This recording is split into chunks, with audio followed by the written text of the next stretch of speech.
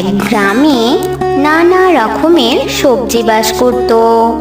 সকল সবজি তাদের পরিবার নিয়ে সেই গ্রামে বাস করত এবং সকলেই জমিতে চাষাবাদ করে তাদের সংসার চালাতো। সেই গ্রামেই থাকতো গোলালু। সে তার বউ পটিয়ালুকে নিয়ে সেখানে বাস করত। সেই গ্রামের সব থেকে বেশি জমির মালিক ছিল এই গোলালু। সে খুব কিপটে ও লোভী ছিল। হ্যাঁ গো, শুনছো? কই গেলে? দেখো না, আমি এই শাড়িটা কিনেছি। কেমন হয়েছে শাড়িটা? দেখো না একবার। এ কি, তুমি এটা কি করেছো? আবার নতুন শাড়ি কিনেছো? হায় হায় রে, আমার টাকাগুলো সব শেষ। চুপ করো তুমি, একদম চুপ করো। সামান্য কটা টাকা দিয়ে একটা শাড়ি কিনেছি জন্য ওনার সব টাকা নাকি শেষ হয়ে গেছে। আরে শাড়িটা যে কত সুন্দর, আমার যে কত সুন্দর মানাবে সেদিকে কি কোনো খেয়াল আছে তোমার? সব সময় শুধু টাকা টাকা। বলি, এত টাকা দিয়ে কি করবে শুনি? ওসব তুমি বুঝবে না। এখন যাও তো, আমার জন্য তুমি খাবার নিয়ে আসো। জানো, আজকে না তোমার পছন্দের সব খাবার একসাথে রান্না করেছি। এই নাও, তুমি আজকে মন ভরে তৃপ্তি করে খাও। সে কি পুটি, তুমি একদিনে এত কিছু রান্না করেছো কেন? এগুলো তো একটা একটা করে বেশ কয়েকদিন ধরে খাওয়া যেত নাকি? তুমি এখন আবার কিপটেমি শুরু করলে? এখন তুমি খাওয়া নিয়েও কিপটেমি করবে? হায় আল্লাহ, কবে যে এই মানুষটার কিপটেমি শেষ হবে। তুমি এরকম করলে কিন্তু আমি বাপের বাড়ি চলে যাব, বলে দিলাম। এভাবেই দিন কাটতো গোলালু ও তার বউ পুটিয়ালুর। তাদের এসব কথা শেষ হতে না হতে সেখানে চলে এলো পটল। আলু, ও আলু, বাড়িতে কি আছো? কে কে ডাকছে আমায়? আমি পটল, আলু মশাই। আপনার সাথে একটুখানি কথা ছিল, তাই এসেছি। তা কি বলবে শুনি? আলু মশাই, আমার মা না ভীষণ অসুস্থ। আপনি যদি আমায় কিছু টাকা ধার দিতেন তাহলে আমার খুব উপকার হতো। আমি এইবার ফসল বিক্রি করে আপনাকে শোধ দিয়ে দেব। বুঝেছি। টাকা আমি দিতে পারি, যদি আমার থেকে নেওয়া টাকার সাথে তোমার জমির ফসল বিক্রি করা অর্ধেক টাকা আমাকে দিয়ে দাও। এসব আপনি কি বলছেন? আপনার ঋণের টাকা আবার ফসল বিক্রি করে অর্ধেক টাকা দিলে তো আমার ফসল বিক্রি সব টাকাই চলে যাবে। তখন আমি সারা বছর চলবো কিভাবে? কি খেয়ে থাকবো বলুন? সেসব নিয়ে ভেবে আমার কোনো কাজ নেই। যদি তুমি আমার শর্তে রাজি থাকো তাহলে বলো, আর তা না হলে এখান থেকে চলে যাও। আলুর কথা শুনে পটলের খুব মন খারাপ হলো, কিন্তু তার কোনো উপায় ছিল না। কারণ মায়ের চিকিৎসা তো করতেই হবে। তাই কোনো উপায় খুঁজে না পেয়ে পটল গোলালুর কথায় রাজি হয়ে যায়। এভাবেই গোলালু সবার থেকে বেশি বেশি করে টাকা নিত। একবার সেই গ্রামে বন্যা হয়, আর সেই বন্যায় সকলের জমি ডুবে যায়। কারোর কারোর আবার বাড়িঘরও ডুবে যায়। তখন সবাই অসহায় হয়ে গোলালুর কাছে আসে সাহায্য চাইতে। আলু মশাই, ও আলু মশাই, দেখতেই তো পাচ্ছেন বন্যায় আমাদের গ্রামের অবস্থা খুবই খারাপ। কারোর কারোর আবার বাড়িও ডুবে গেছে। এখন আমরা সবাই ভীষণ অসহায়।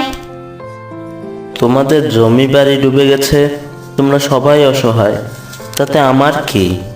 আমার তো বাড়িঘর ঠিকই আছে। তাহলে সেসব নিয়ে আমি ভাববো কেন শুনি? আর তোমরাই বা আমার কাছে কেন এসেছো? আপনার বাড়ি ঠিক আছে, আর আমাদের বাড়ি ডুবে গেছে, তাই আমরা এসেছি আপনার কাছে সাহায্য চাইতে, আপনার কাছে আশ্রয় চাইতে। কি সাহায্য? তাও আবার এতজনকে? না না, আমি এতজনকে সাহায্য করতে পারবো না, আশ্রয় দিতে পারবো না।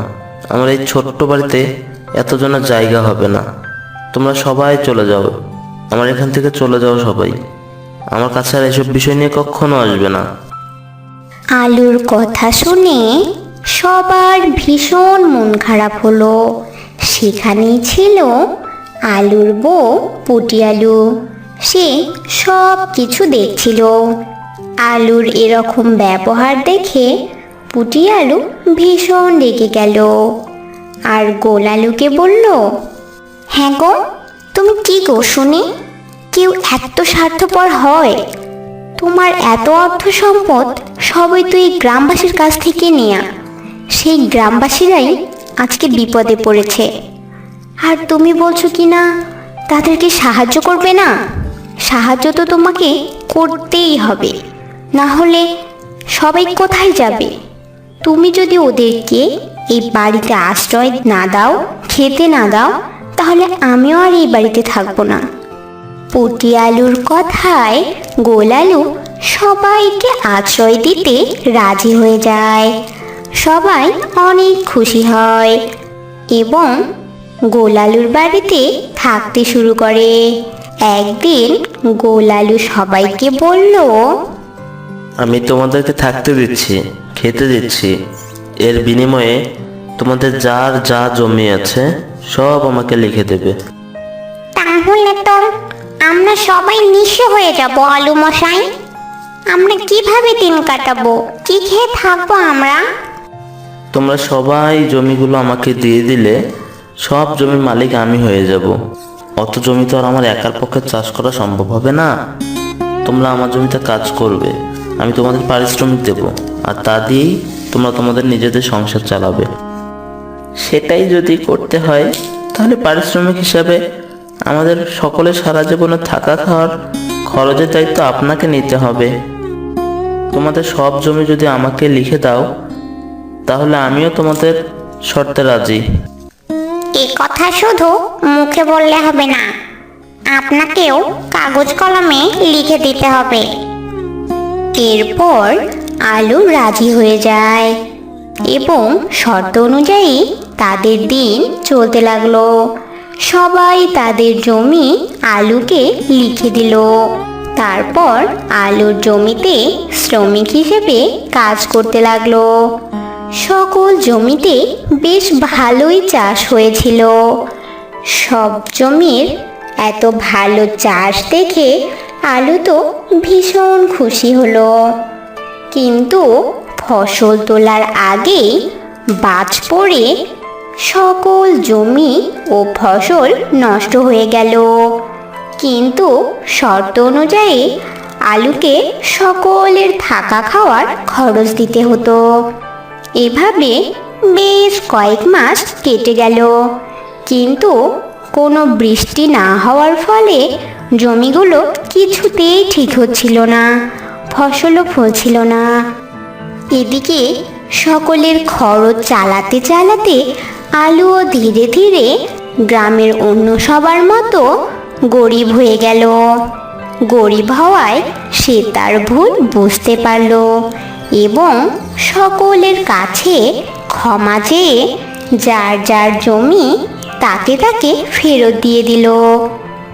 এতে সবাই ভীষণ খুশি হলো এবং তার কয়েকদিন পরেই বৃষ্টি হয়ে সকল জমি আবার আগের মতো হয়ে গেল এবং সবাই যার যার জমিতে ফসল ফলিয়ে ভালোভাবে দিন কাটাতে লাগলো।